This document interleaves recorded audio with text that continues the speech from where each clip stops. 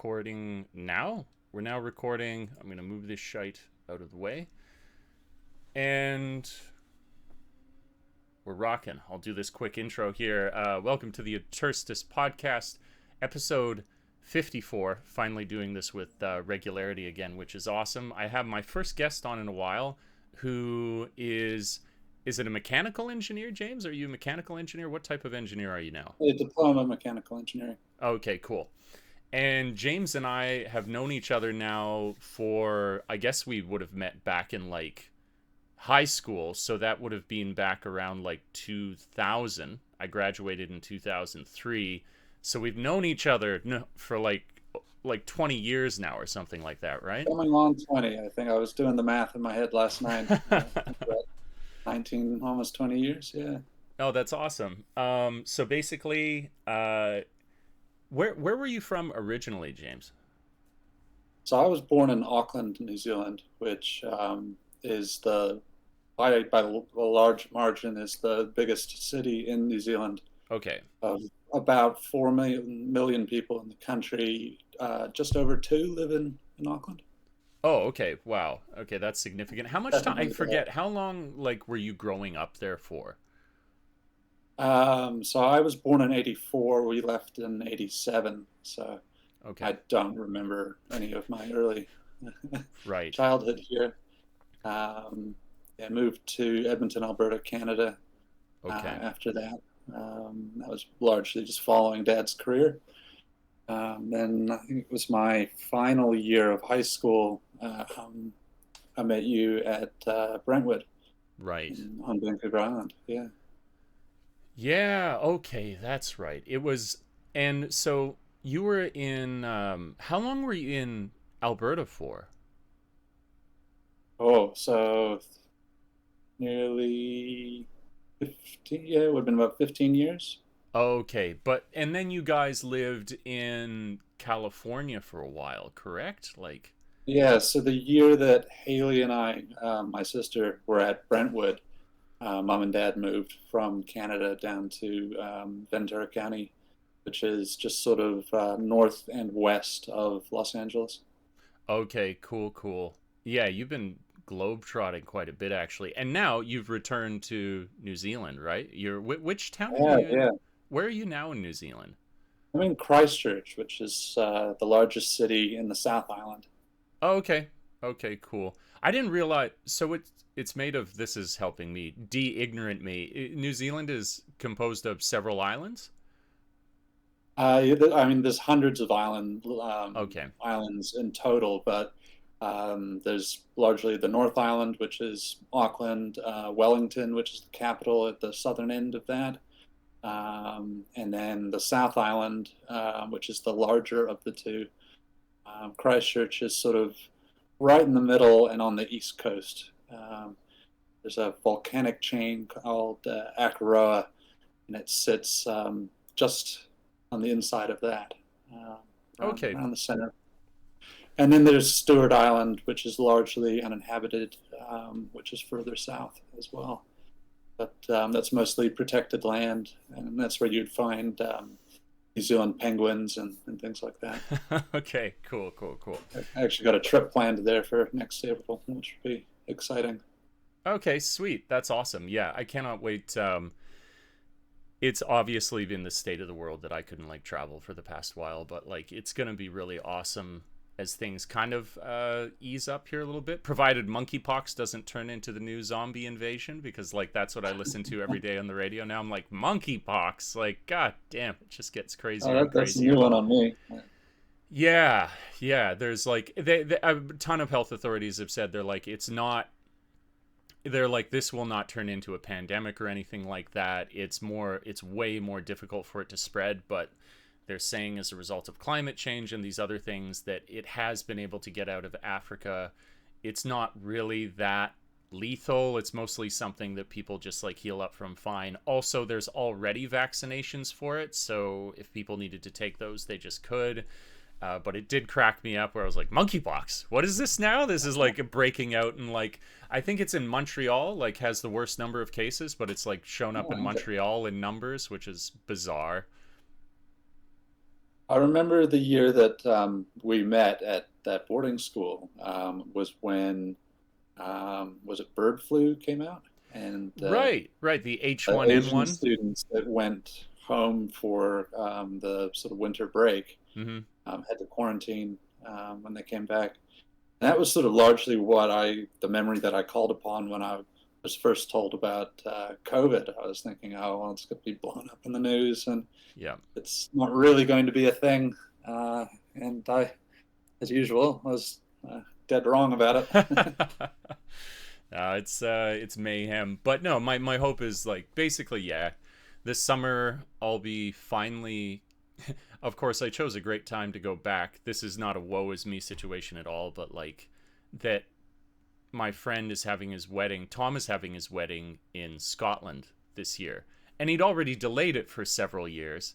But where things seem to be getting better with a pandemic, it was replaced by a war. So I was like, oh, that's a great thing to disrupt air travel in the region. So I'm not out of the woods yet, but I will be going back to Canada again this summer. I just gotta like sort out my flights and stuff. But it'd be cool to get over to New Zealand. I have no like real sense of how long it would take from here, but I would visit there, if only to stay at the incredibly spacious house you're in. That's your house? It's just a small flat, really. Um, Small flat, he says. Probably just looks bigger than it is on the aspect ratio of the screen, but how, how it's comfortable. how many square feet is it? Oh, it would be like 110 square meters. Oh, okay, 110 square meters. That's a well, by I think. Japanese standards, that's huge. What is rent like there? Like, what's the cost of living in New Zealand? It depends largely what city you're in. Okay. If you're trying to rent in Auckland, for example, Mm-hmm. you'd be looking at, oh, for half of a windowless closet, you'd be spending sort of $350 a week. Oh Um, shit. Okay, 350 a week. That I mean, that's not crazy Whereas expensive, but that's expensive. for a tidy, well, it is by New Zealand standards. Okay. For a tidy place in Christchurch, you're looking at about 200 a week. Okay. Okay. So just kind of reasonable, and I mean, if you get a flatmate or whatever, then it can be like very reasonable then, which is kind of nice. Oftentimes, people rent a whole house, and that would be sort of 450, 550 a week. Um, Okay. and split it up. That's something I miss from the uni days was like getting a full house with like five different friends, and then the whole thing is yours. Not that I mean I like my apartment and stuff, and it's got its own charm, but that was fun, having the whole house to yourself is very cool. It certainly had its place. Not something I'd revisit Sure, anymore. sure, sure, sure. Different times, different times. So what James shall we talk about? I had a few prompts for us here that we Okay. could get into. Or oh, the first one I wanted to say to you: have you seen the new Love, Death, and Robots? I've watched the first episode of it. Yeah. So not to make you jump around too much, the first episode for me, it's the one with the robots, right? Like the kind of wisecracking robots. No, they featured in um, the first or second season, and I think it looks like they're doing another episode with the tourist robots in post-apocalyptic Earth. Yeah, yeah. But That was in the third season. That's the first episode. oh, then I've jumped around. Then Oh, okay. uh, I've heard rumors that it might actually be a different order for like whoever's watching it, but I don't know about that. I thought it was for certain. So which one did you see? Which was the one that you caught? oh, trying to remember which one it was. Um, I'm blanking. We'll come back to that. Sure. The one I wanted to recommend to you was basically I've enjoyed quite a few of them, but the standout one where I was like, "Whoa, this is like." My favorite one was from the first season because it was like the first episode, it's Sonia's Edge, and it was a Peter F. Hamilton short story that got adapted. And I was like, I had this revelation as I watched. I was like, this feels like Peter F. Hamilton. And then to my great joy, discovered it actually was taken from his story. But I have to say, well, I love that one, and Peter F. is his own amazing thing, and he will go on eternally until his spark extinguishes, making great stuff. The one that was in the third season that I watched, I was like, it finally took top place in every single season for me, is like the best episode I've ever seen, and there's not a single line of dialogue in it. It's called Jibaro. I think that's the name of it, and it's the one from the advertisement where it shows like the woman coming out of the water that was in the trailer, and it's the story of like this some conquistador, and he's traveling, he's deaf, and he's traveling with his like his contingent, and then they come across in this lake, they come across a siren. And I don't want to say like anything other than that, but I was like, it's one of the I've most yet to see that one. I think that was in the Netflix sort of prompt. right. Showed me some scenes from that. The one I saw, this large crustacean attacks this pirate vessel. That was And, sweet. I liked that one a lot. Like, what was your feeling? Did you enjoy it? yeah, I liked the. I don't know if we spoiler alert or anything to Yeah, those we can. watching, Spoiler but alert. Be careful, people. It's called bad traveling.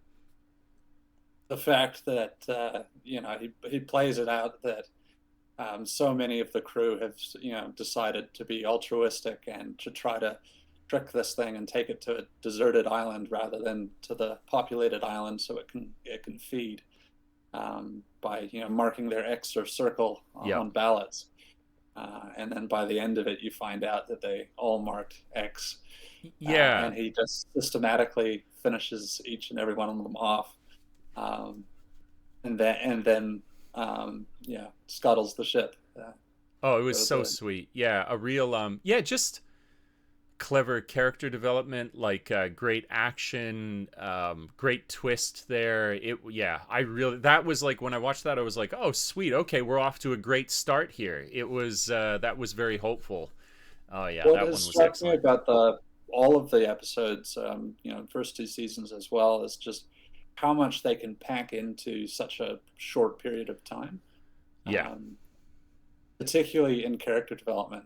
Um, you don't need a whole lot of background or history. It's just a few very well constructed shots, and then just their responses to things.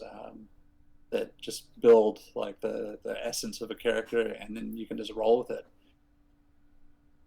I completely agree. It does. I think there's something really valuable.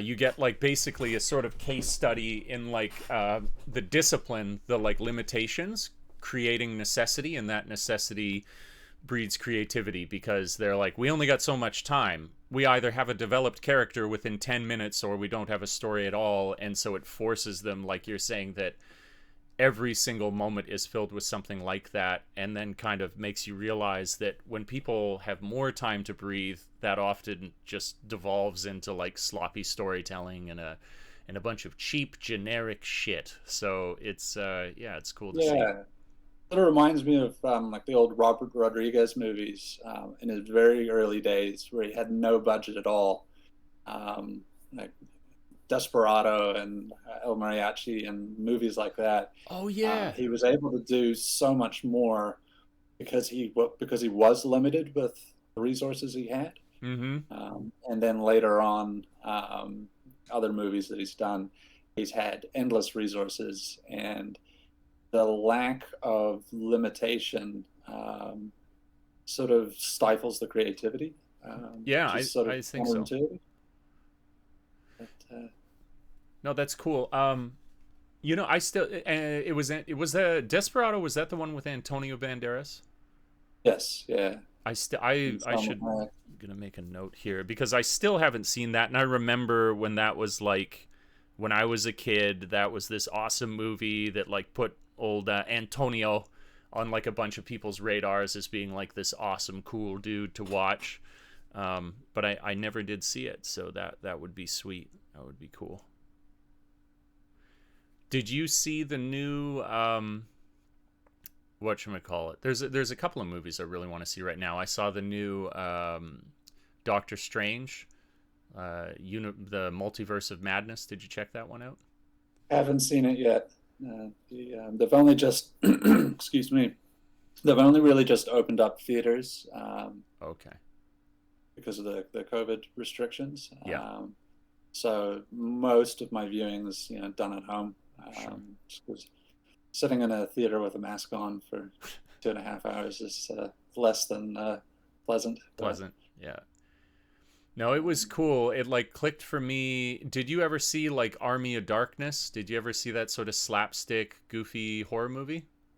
yeah, absolutely. Yeah, So it only like kind of clicked for me after the fact that the director, it's the same guy. The guy who did Army of Darkness did this new Doctor Strange movie, and it's like the ultimate. I won't spoil anything here, and since you hadn't seen it, I'll give you a chance to go and check it out. But it is like his movies were the ultimate in good bad.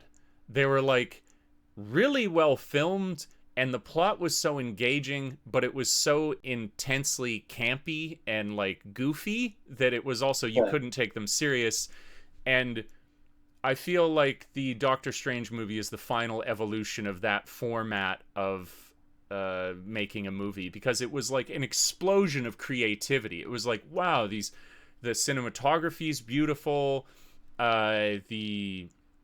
There's like really poignant moments in it and stuff. You're like really involved with it, but then just the most hammy acting and like slapstick action sometimes, where you're like, this is ridiculous. But it was a ton of fun. It was very, very entertaining, where I was like, oh, if you liked Sam Raimi, if you liked Army of Darkness, then you would love this movie. You just can't walk out of it being like, this is high cinema.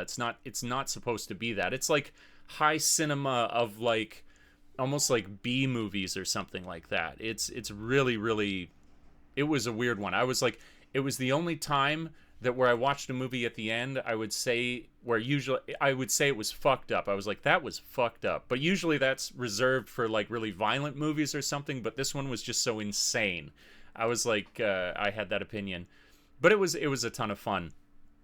yeah. I've I, heard a lot of criticism about it from those that are fans of the MCU, but I think it's all about expectations, and if you can look at something for its style and appreciate it in its own right, its own mise en scène, then yeah, you can really enjoy things that yeah, aren't necessarily playing to the same archetype.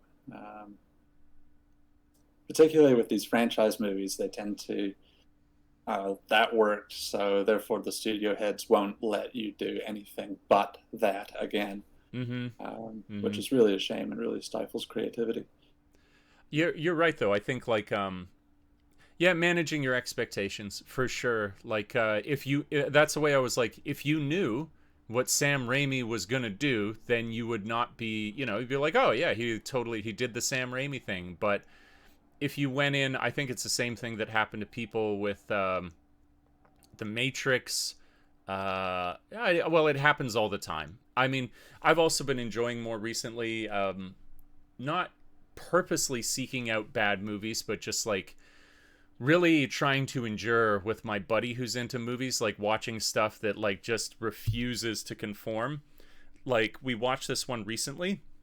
It was called, excuse me, it was called Memoria, and I believe it's by this guy who's like this quite famous Thai director, and it was slow to the point of, by traditional movie standards, being like offensive. It would finish on a scene, and you'd see somebody say like get up from their bed and sit there for a moment, and then you'd be like, okay, that's the scene. They've like gotten up from their bed. Now the camera can cut to where they're going to go next, and then it would sit there for 40 seconds.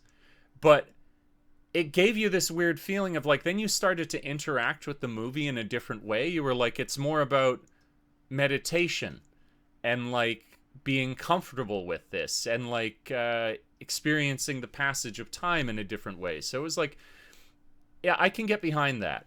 Sometimes the movie's just shitty. Sometimes, for example, I watched the Uncharted adaptation, Okay. which are the games where I was like, I enjoyed it to hurl insults at the movie as we went along, where I was like, this is fun just to criticize and curse out this movie because it is horrendous in a way that is amazing. Like, simple example, you've got Marky Mark, you got old Mark Wahlberg there, where like in his first scene, I was like, oh, it was kind of tight at the beginning. He was like, he had this accent where he was trying to be a little bit more like kind of southern, which I think is the character that he's representing from the game.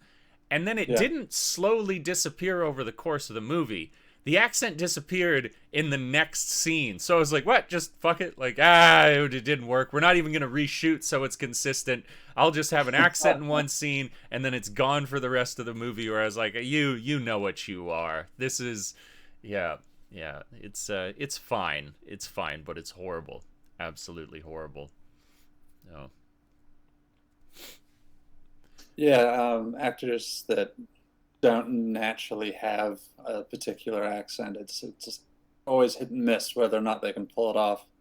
I think one of the best movies I've seen in a very long time was The Gentleman. Um, Ah. and I can't remember the actor's name, but um, the guy from that motorcycle, Sons uh, of Anarchy?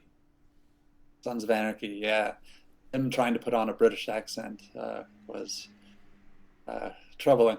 Troubling. That's generous. Very kind of you. But you sort of go with it, and the acting was very, very well done. And you definitely get into the roles. That's cool. I But want to if you see it. haven't, if you've not seen it, Not seen it. My buddy Sandro was like, "Oh, we got to watch The Gentleman." He was really into it. The guy I watched Memoria with. Yeah, it was good though, eh? it was sort of the magnum opus of um, I can't remember the director's name. He's done Lock, Stock, and Two Smoking Oh, Barrels. And Ritchie? Is it Guy Ritchie? Guy Ritchie, yes, that's it. Okay. Yeah. So it's the dialogue in it is just like snapping. It's a very, very well constructed movie, and twists and turns that you wouldn't expect. But my favorite part of it is Hugh Grant finally gets to play this role where he's this sleazy sort of investigative reporter, sort of likes to dabble in the underworld. I feel like for someone who's been typecast as the romantic comedy guy for Right. decades, Hmm. he finally got the opportunity to do a role that it was just completely um, just outcast from all of his other work. So it's quite entertaining. That's cool. I love to see when they whether it's like they really tried to get it, or it was just dropped in their lap, but the when you see them given a chance to do something that's like unorthodox, something that's different from their usual stuff. That's really, really cool. This could be like a natural segue, actually. I thought that this would be a fun thing to talk about because I was thinking about it, and I think it's great inspiration. It comes from it comes from Hollywood that I have this example, but I'm sure you would have lots of like business examples and stuff. But it's people that have become very successful, but only later in their life. And so I was thinking of good examples of this. Like, somebody I think is a great example would be Christoph Waltz. Like, basically because of Tarantino, and since we've seen him like do, not just like evil Nazi guy, but he's done like a ton of great stuff since then. He's in his, he's like definitely in his 50s or something. Yeah, the fascinating thing is I was watching just a favorite movie of mine from the past, An Ordinary Decent Criminal, and he's got this bit role in it, and I'm like, that's Christoph Waltz. That's I'm not Christoph kidding. Waltz. Yeah, so he was definitely out there doing stuff, but just was never really recognized. And then yeah, you just get one major role, and you get connected with the right people, and yeah, Boom. it just takes off. No, it's so cool. It really is cool. Like and that it isn't any less sweeter, like I think a lot of people, myself included, in fact, I'm always like wrestling with this sort of existential, have I, like, will I succeed or something, where It's like, it can happen at any time. Or more of this feeling, it's not will I succeed, it's like, have I passed the point that I ever will? And I think that that's something that we're most people, unless there's always the ignorance is bliss crowd where like people are just content, counting cucumbers or whatever it is that they may do. But I think that that affects a large portion of the population. And so I like these examples. There's like, I thought Michael Fassbender was also a decent example because he was like an actor well into his 30s, I'm pretty sure, when he started to get popular. Also Leslie Nielsen, he was like, Leslie Nielsen was like this like straight actor who did like, only serious roles. Wasn't he got like in the odd thing, but with like nobody really knew him. And then I still haven't seen it, but he did that movie called Airplane, which was like kind of Yeah, the birth of the sort. I don't even know what you call that genre, like parody genre or something. And then was yeah. just There's a huge. certain style of joke to it where, yeah, it's like there's a problem with the airplane. What's that, Captain? It's a vehicle with wings that flies in the air. Yeah, There yeah, was yeah. all the, and they just kept playing that style of joke over and over again. You knew it was coming. It was Yes. completely unavoidable, but it just, yeah, you had to smile at it. Yeah, it was a ton of fun. And he was that guy, like he really did fill a large portion of my growing up. It was like Naked Gun 2.5, Hot Shots Part 2 or whatever, all of these sort of like goofy parody movies. They were great. And he was like, maybe when he made those movies he was like in his 60s. So yeah, he was really far along. But it didn't have to mean that it was the end of the road. And he was like beloved, like Leslie Nielsen. Did you hear the weird thing he would do at interviews? Like, you ever hear? He brought a fart machine. This is how No, like distinguished this gentleman was. Is like you can watch like tons a of different soundboard clips. sort of idea. Where, Yeah, he would just like have the control in his hand, and the person be like, "So, on your next movie," and he'd be like, "Well, I think," and he was like, "Oh, pardon me," and he would like try and play it straight, and the interviewer had to be serious, and so he kept like doing it, just like yeah, just being a menace, basically, in the yeah. interviews that he had. And I was like, bless you, Leslie. That's absolutely hilarious. You're so irreverent. It's wonderful. Yeah. Yeah, it's a common theme these days because a lot of people, I mean, the archetype of, setting yourself on a career path, and then staying with that one thing and then building yourself up further and further up through, the chain of seniority. That archetype doesn't really exist anymore. People are constantly reinventing themselves.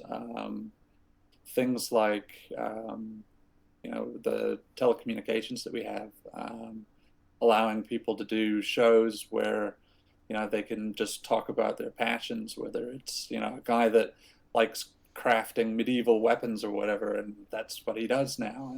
And he can support himself doing his passion doing that, or someone that just likes to travel or is a foodie, or Mm. um, it's yeah, interesting how much opportunity there is in one sense, but in the other sense, those old ideas of sticking with one path and growing it, just that seems to have evaporated, or is at least extremely limited, to a select few people these days.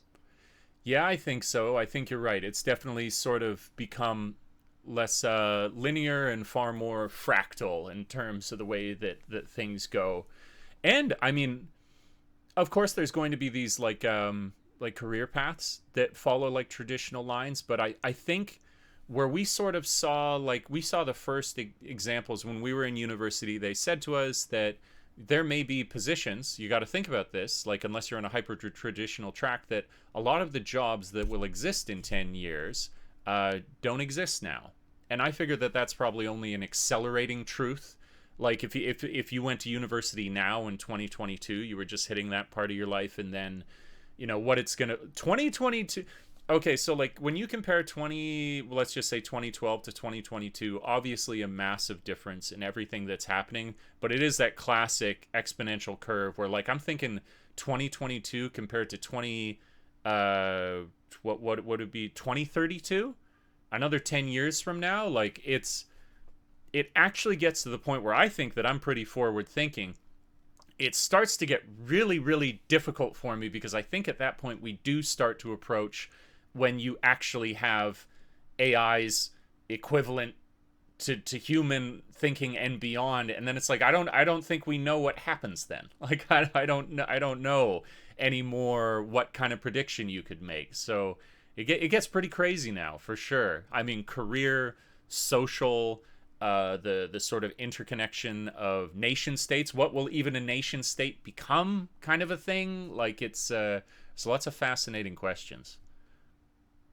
Yeah, holding multiple passports myself, I've got the freedom to go to a number of different countries Hmm. and work, whether it be Canada or New Zealand or Australia or the United States. It's sort of a luxury that I think only a few people in the world could say that they have. Hmm. Um, but it does give you the sense that you're part of a global community. Mm. There's no, um, I don't know, it sort of breaks down a level of nationalism or ultra patriotism, Yeah. where you're just concerned with the human condition rather than identifying yourself as I belong to this tribe, Yeah. um, which I really would like to see sort of those sorts of concepts break down over the next 10 years, where um, yeah, we're not putting ourselves at odds because we fly under one flag and they fly under another. Um, Mm. we're all in this together. The things that you do in your country have an impact on the countries next to you, Yeah. and there's no avoiding that. Um, Totally, totally. No, it's true. What's your take? What's your little meander? Your thought on like remote work? Like, where do you think that's going? What do you think of its state now? Like, what do you think? What's your take on the whole remote work thing? do you mean like working from home and Yeah, um, yeah. Working from home as opposed to at the office. Like, where that's going? What well, the so implications my now? sister has been working for BAM, which is the Basel Agreement Network. Basically, they're a watchdog for electronic waste. Oh, okay. So these companies will be paid hundreds of thousands to millions of dollars by a municipality to do like an eco collection for all your old computers and TV screens and things like that, Mm-hmm. with the understanding that they will properly dispose of it. And so they will, ban will go and put in tracking chips to see where these things end up. And quite often they'll just end up in a burn pit in Malaysia somewhere. Right. And so these companies are, accepting these contracts under a certain premise, that they're, disposing of this equipment in the proper manner, and then they're just, raping the system. And anyway, that's sort of a sidetrack. She, since COVID, and living in the Seattle area and that whole chop and chaz and all that, defund the police became such an issue. She wasn't going into work anymore and has Right. been since, working remotely. And I think it's been incredible for her as a young mother. She's around her kids as much as she wants to be and has the ability to sort of construct her own day, which is nice on one side. But the other edge of the sword is there's no mental separation between where you relax and, and your living space and your workspace.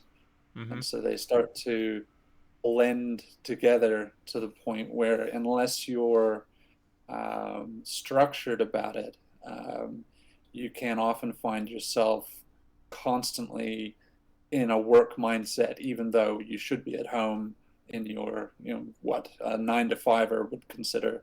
I'm at home now. This is my relaxation time. Mm-hmm. Um, Mm-hmm. I get so that.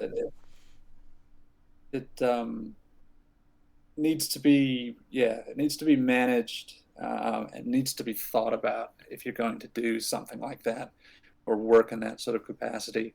You need to be able to mentally separate the two different headspaces. And change of setting has been how we've largely done it in the past. If you are working from home, obviously that setting isn't changing. Mm-hmm. So you need other triggers to sort of let your mind know that, okay, I can put work away now and focus on my family or my relaxation time or my leisure. Um, but I think it will cut down on the amount of commuting, especially living in LA, like going 12 miles down the road at 60 miles an hour. That should take you 12 minutes. It could take upwards of an hour and a half to get home, just with the gridlock traffic. Right. Yeah. And so that's, 3 hours of your day just stuck in an automobile, beyond your 8 hours of work. Um, it was just getting to the point of absolute absurdity. So if there is the capacity for a job to run, maybe even part-time where you're at home and then a day a week or a couple days a week, you bring team members together because there is a value in face-to-face interaction. Um, but it doesn't have to be at the office every day.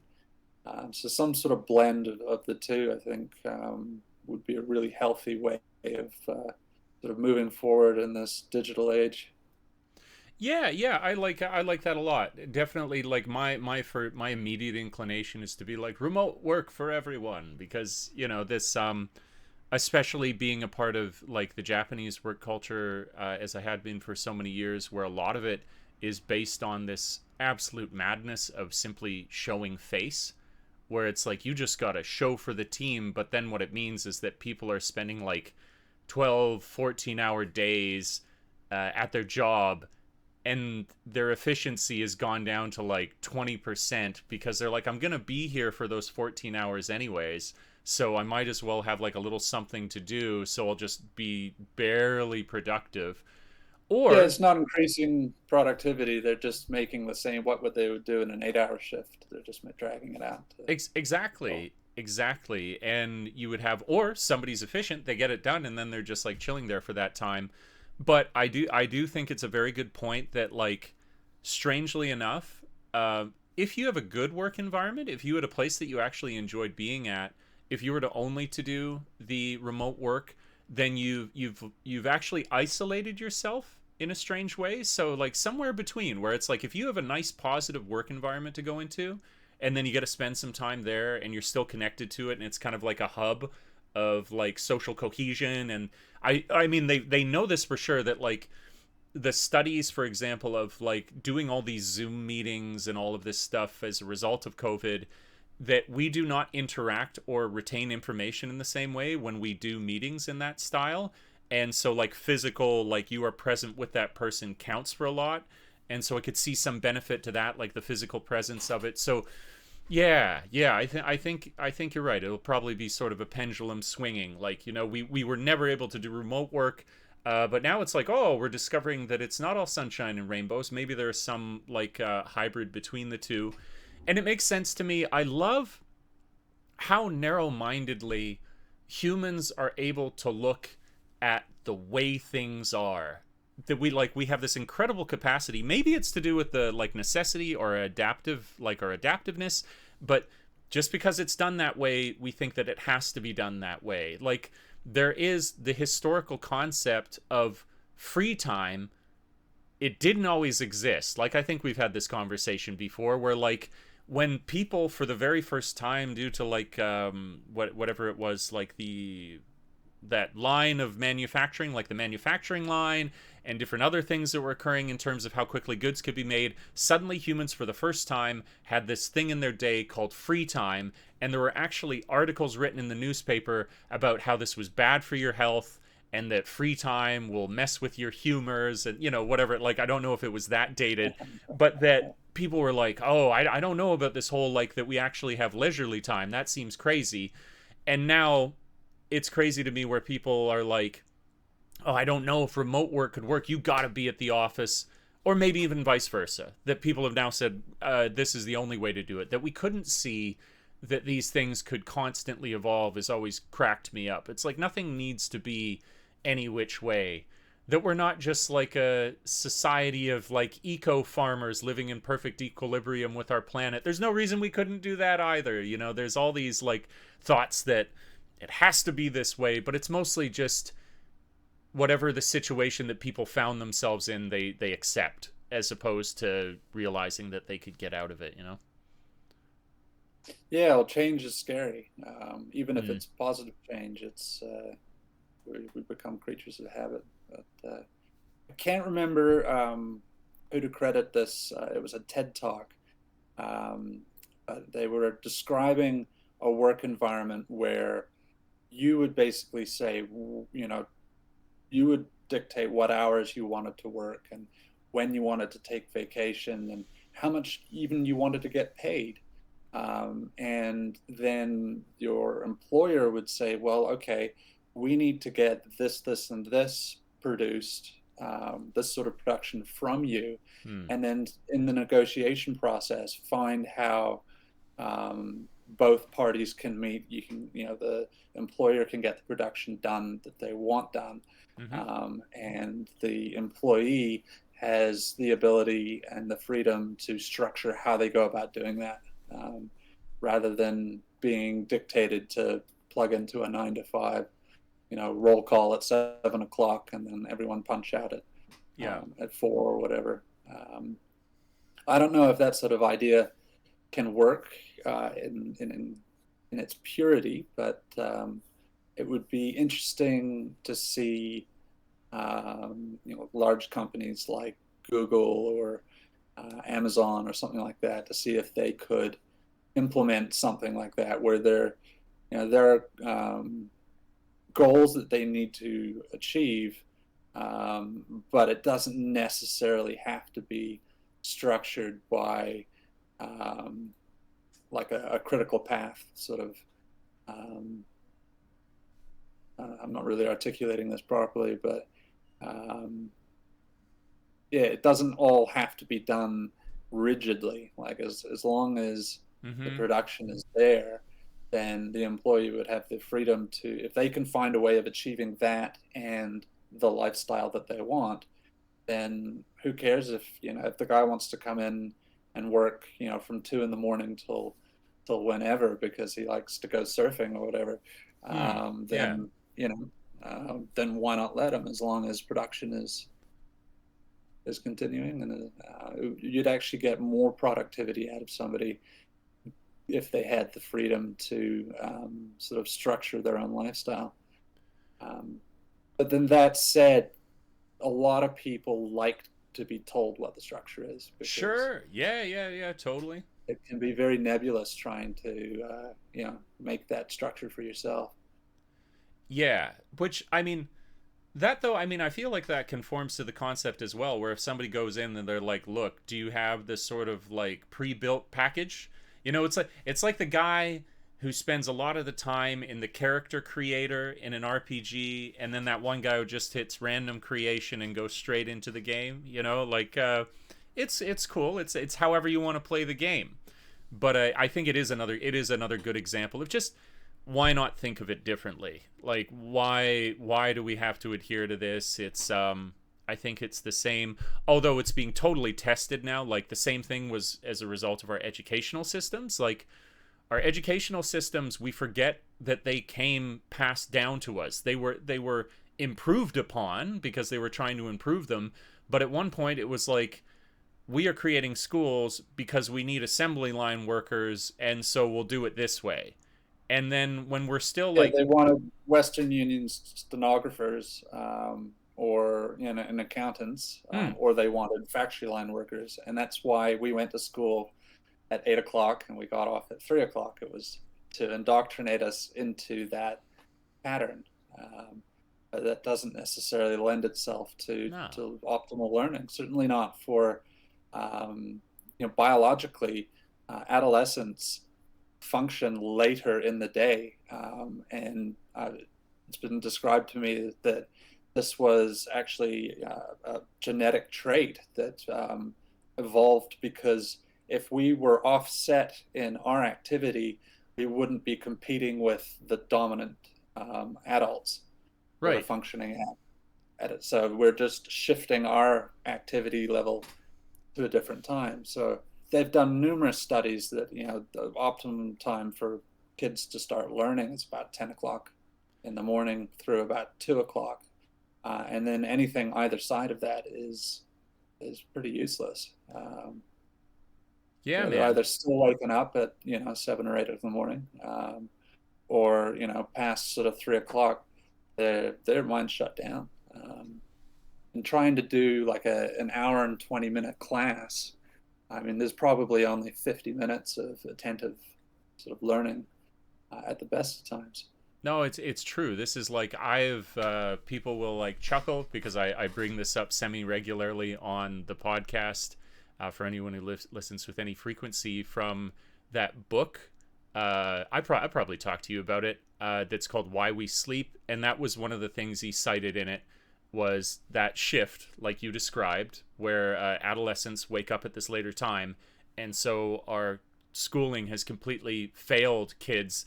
And when they've done tests that have shifted the start times, nothing other than that they saw some like uniform improvement across the entire school of like grades increased by like 40% or something wild like that, where it's That's very phenomenal. brute force. It's very like we did it this way and we like, and there's this sort of weird obsession, I think, because we are, I think, almost evolutionarily on guard for weakness, that humans have a sort of like justice boner for overcoming pain, because that means that you're not going to give in to weakness, which could destroy the species.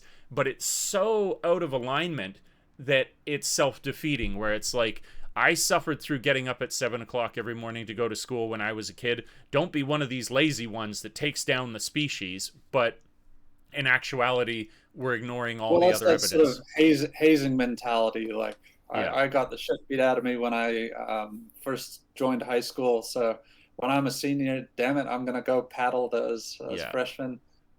Um, and it's yeah, you got to just break the cycle at some point. Trauma for everyone. Trauma. Some Yeah, more trauma. Here's more I trauma. suffered, therefore, and now I'm in a position of elevation. Now I shall visit the suffering upon you.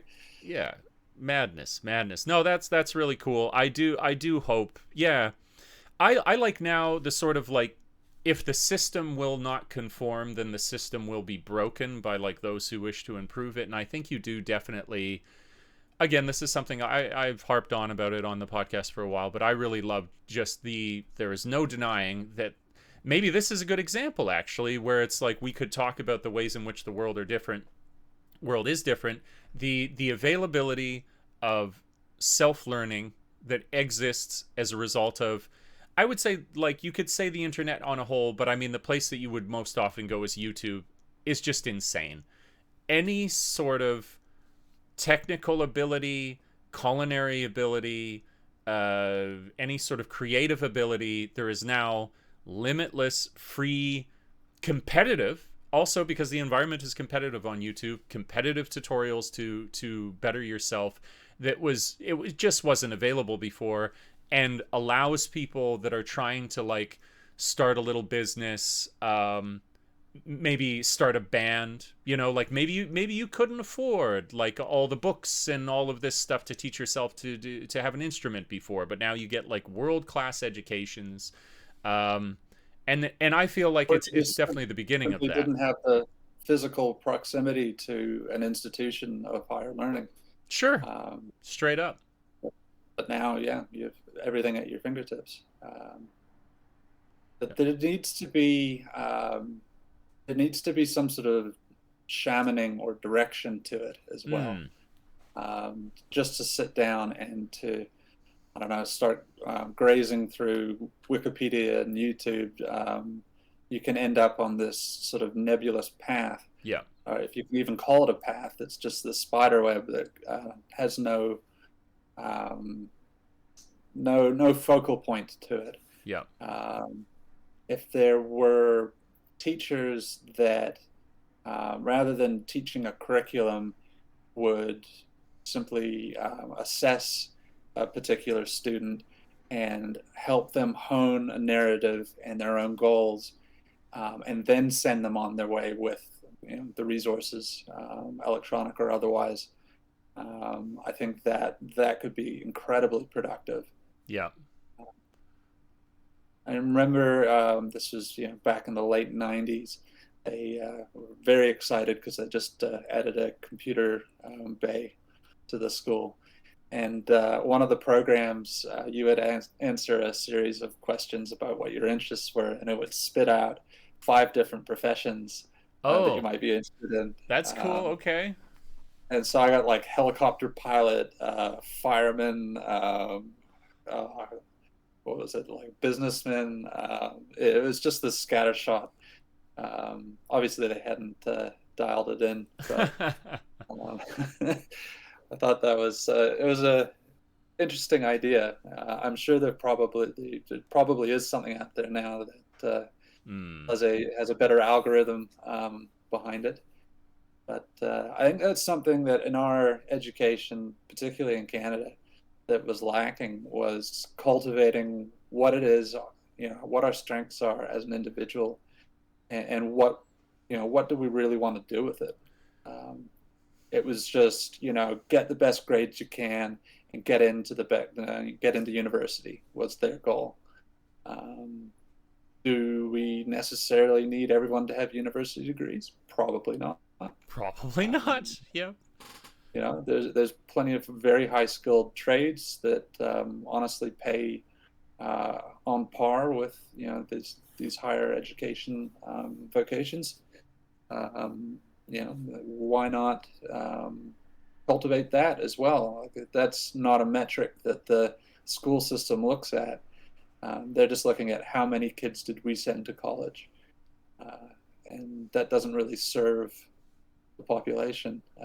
It's an artificial metric, Mm-hmm. um, to the point where a friend of mine in Southern California got a job with Enterprise Rent a Car, and they would only hire people with bachelor's degrees. And why you would need a bachelor's degree to rent a vehicle to somebody at the airport is absolutely beyond me. But because so many people had bachelor's degrees, they could pick and choose.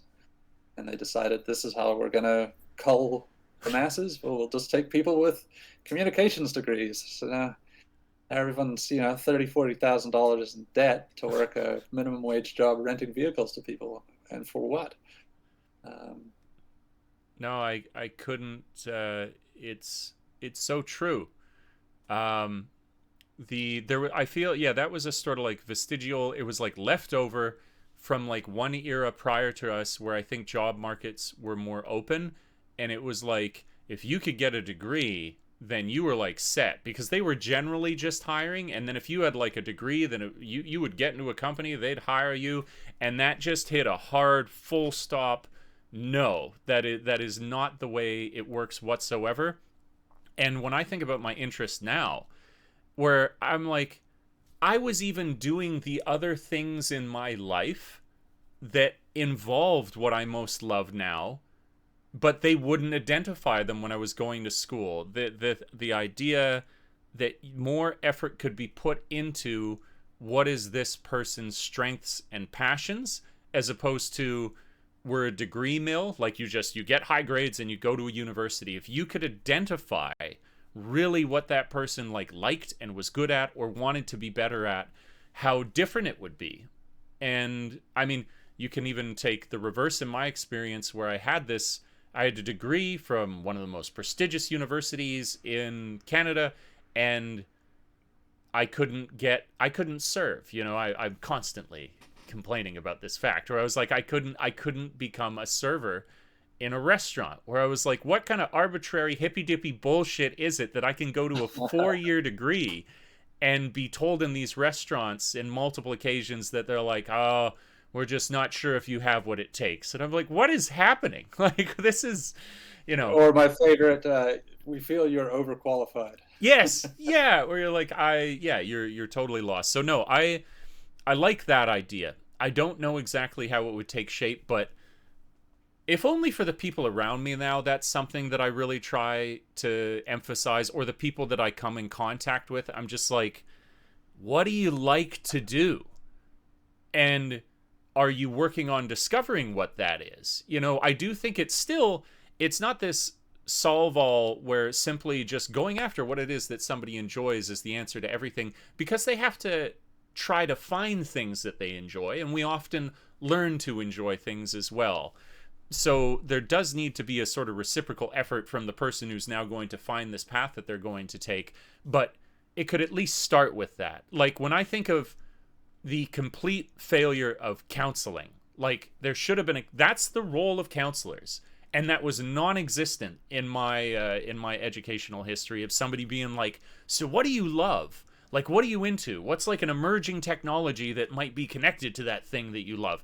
It would have been so obvious in one conversation with a counselor that I could have gone into the Adobe Creative Suite and loved it. And that existed at that time. It even existed. And then it was never mentioned to me.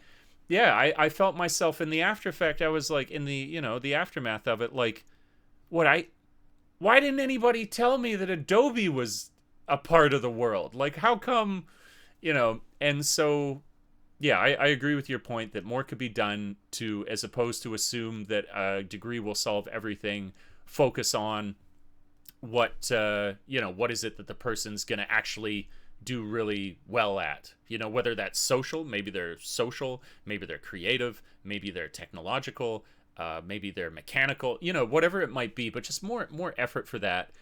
And I think you'd see a lot more. Well, the economy would probably do better, because you would have people allocated more like obviously to their strength, and it wouldn't have to be in some sort of like communist way. It's still like quite capitalist. You're trying to be the best that you can and create the best thing for the free market or whatever.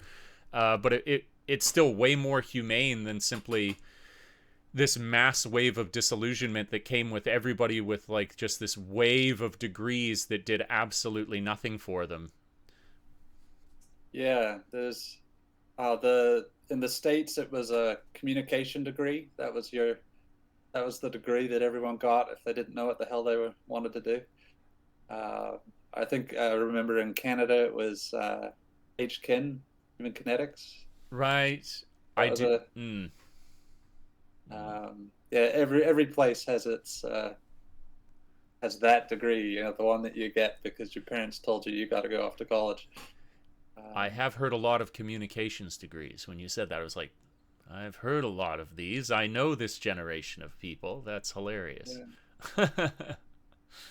Oh. And oftentimes you find that you yourself, without a communication degree, are a much better communicator. Yeah, like, what happened? What did the system do to you? Yeah, totally, totally.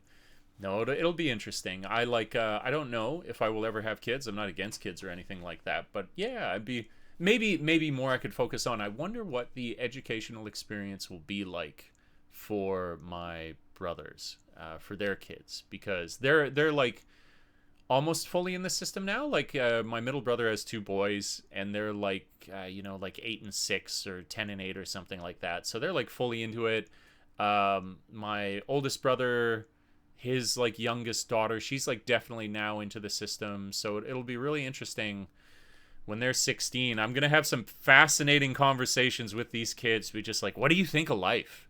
Like, what's it like right now? Because like it's just weird to be able to like peer back into that like state of mind that is gone from you, and be like, but now there's like PlayStation 7 and 6G internet. Like, you must it's pretty crazy, eh? Like, it's a Oh, and just the lot. social media phenomenon as well. I mean, Yeah, that was in its infancy when we were going through grade school. totally, And, totally. yeah, no, it'll be interesting to see how all that develops.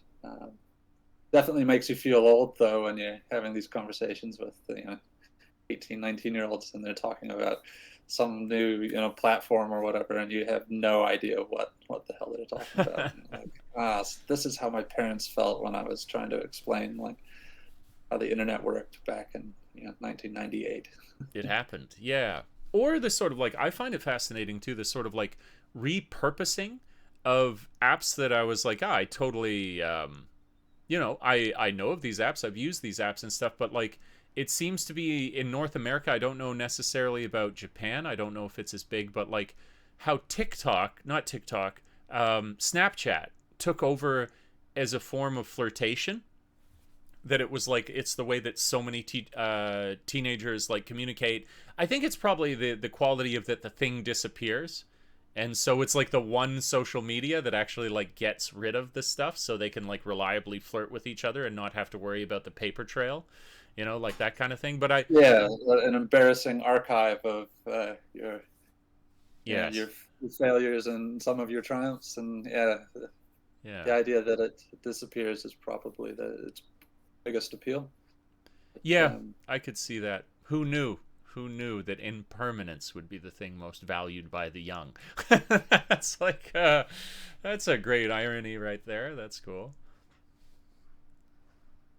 yeah, well, we'll see how it all goes. Yeah, personally, yeah, I'm still looking to find out what my path will be. Um, it's very difficult to sort of nail down. I want to do this and then drive towards that. It's certainly a struggle that I've had. Um, but you do get exposed to things that you weren't necessarily had in mind when you went to school Mm-hmm. for a specific thing. You might have had a particular idea of where you're going to end up by getting this program done. Yeah. Um, and every engineer that I've talked to that's, in the latter stages of their career, they've all said to me that they are not doing anything like what they had in their mind when they first signed up for it, which I find fascinating.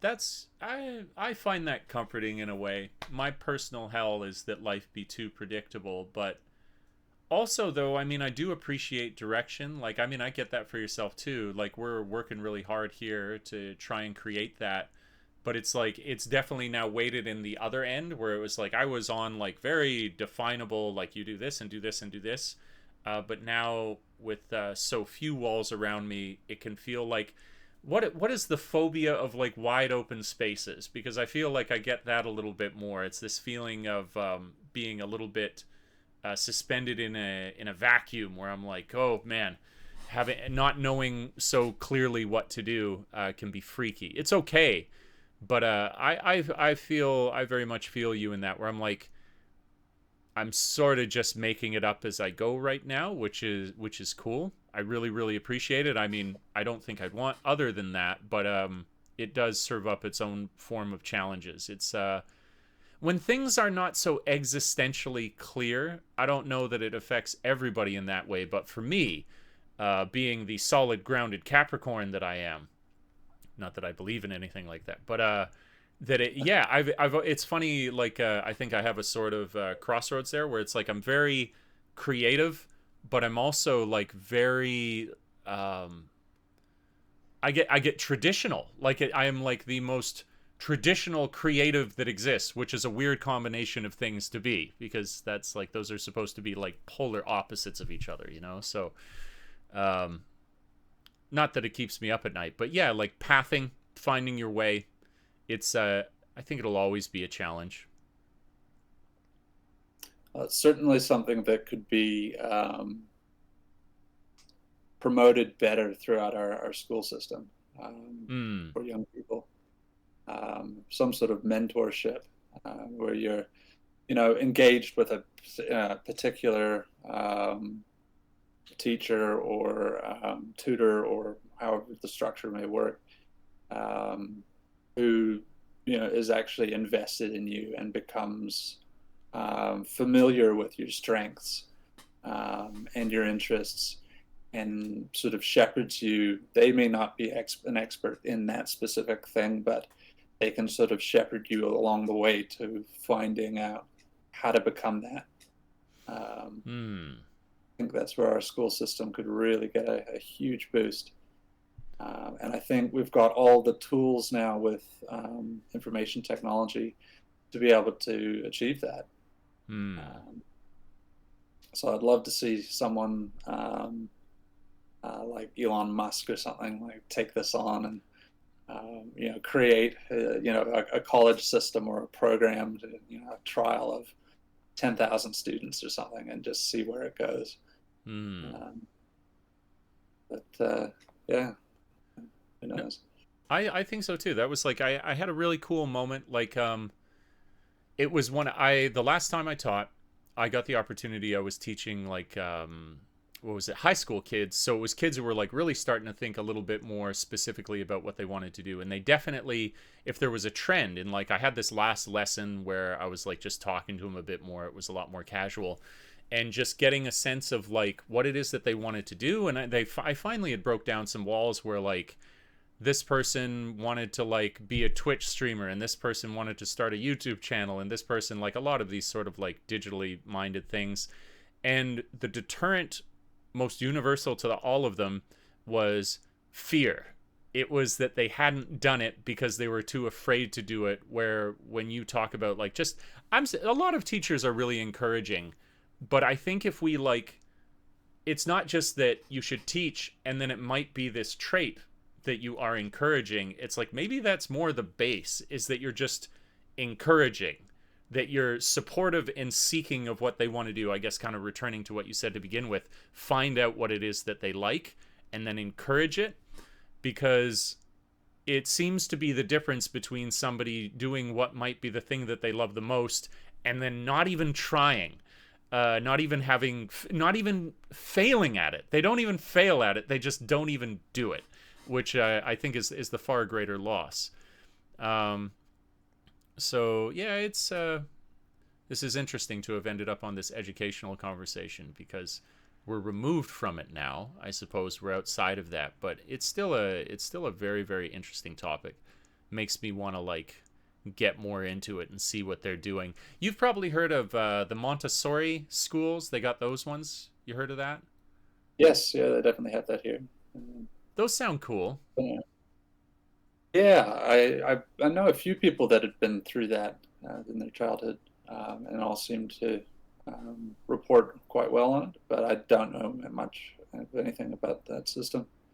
That's cool. Um, It's like I got a buddy here. He's a great dude. He was talking about that it was actually his experience. He went through a Montessori system, and it seems to be a little bit like we're describing, where it's like very child directed. Like they start from a very young age, and they're presented with basically options of things to do, and as opposed to being designed, they sort of like allow the child to be drawn towards something, and then when the kid goes in that direction, then you teach them and try and evolve that interest with them. Where I was like, it feels like this wisdom may have already existed in the culture. It's just more, it's been a specific school type or something. And Montessori is something I'm aware of, but only because I've had a few friends, where I think is like a large part of the whole like global population has never heard of it before, and it could be very useful. yeah, not something I'm familiar with. Like you say, I have a few friends that have been through it and Yeah. seem to enjoy it, but I don't know very much at all about it. Oh, Um, very interesting. Well, yeah. somehow we have in fact exceeded. I think we've exceeded our time here, or not that there is even a time, but we made it over the hour, and it was Okay. awesome. So I appreciate you very much coming on, James. We'll have to have you on as a guest again. We Yeah. can we'll get into it a bit more. This was a lot of fun. Thanks everybody listening, whether that's listening to it or checking it out onto the dedicated channel itself. You guys are awesome. If you don't already support me on Patreon, please consider doing so, because it really helps this channel survive and grow and continue to bring you this good times, fun, entertaining content that we got here. So that's all for now. Thanks again, James. We'll catch you in the next Thanks for having episode. me, Dave. Yeah. Peace. Take care.